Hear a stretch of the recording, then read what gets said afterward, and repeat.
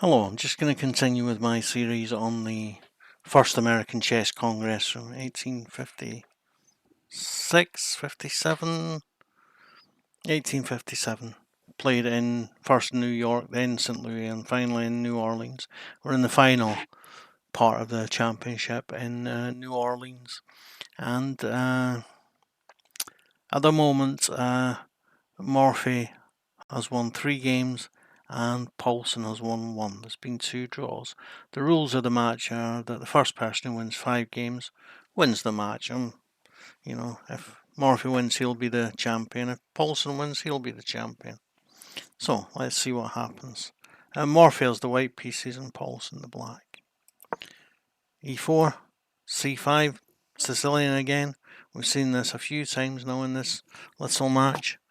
The knight comes out, developments, of course, from Morphy. Yeah, bishop takes control of the d5, so pawn takes control of d5 square, allows the bishop to come out. Pawn comes to d4 and is swapped off. And the bishop comes and attacks the knight immediately. This is known as the Paulsen Basman defense. At this time, Basman is a much later player than Paulsen. This time it was the Paulsen defense, and yeah, he was the world's leading experts in this setup in the Sicilian. But Morphy doesn't mind tackling him. So, as we could expect from Morphy, he develops a piece to defend his piece. His piece is already defended by the queen, but he develops a piece to defend it one more time. And the queen comes to b6. This is a double attack. He's threatening now the bishop, and he's threatening the pawn on b2. And yeah, maybe coming to c3 is not to b3 is not the greatest idea in the world to kind of defend that pawn. But Morphy doesn't defend it. Typically Morphy, he develops a piece. And queen takes the knight. Queen takes the pawn. He's threatening the knight and he's threatening the rook. Morphy ignores these threats and comes with his own threat. He's threatening to play knight to c7 and win the rook, and he's also threatening to take the bishop on e3. Bishop takes on e3. Right enough. Is he going to take back and suffer the double pawns? No. Of course, he's looking for an active alternative, and he plays bishop, rook to bishop 1. Rook to b1, sorry. And the queen has nowhere to go. The knight's defended. This pawn is covered by the rook. This pawn's covered. This is covered. He has nowhere to go. So he has to give up the queen for a rook. But he's already gotten a piece. So he retreats, and as it stands, he's got an extra piece, an extra rook, and an extra pawn for his queen. That will say theoretical material equality. And it depends. It depends on the situation, which is best to have the extra pieces or to have the extra queen. Some of that will depend upon the activity of the player with no queen and how well the player with no queen can coordinate his pieces. We're talking about Morphy. He has good activity and he will be able to quickly coordinate these pieces. So I would guess that it stands at advantage for Morphy, and we'll just check the analysis. 3.25, 3.5 nearly. Winning an advantage, really. So, he attacks the bishop. Sorry.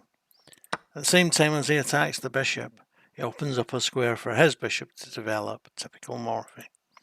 And he attacks the knight. Morphy takes the bishop, and the knight is taken. And Morphy doesn't even bother winning the pawn straight away. Instead, he defends the knight, the a pawn with his knight.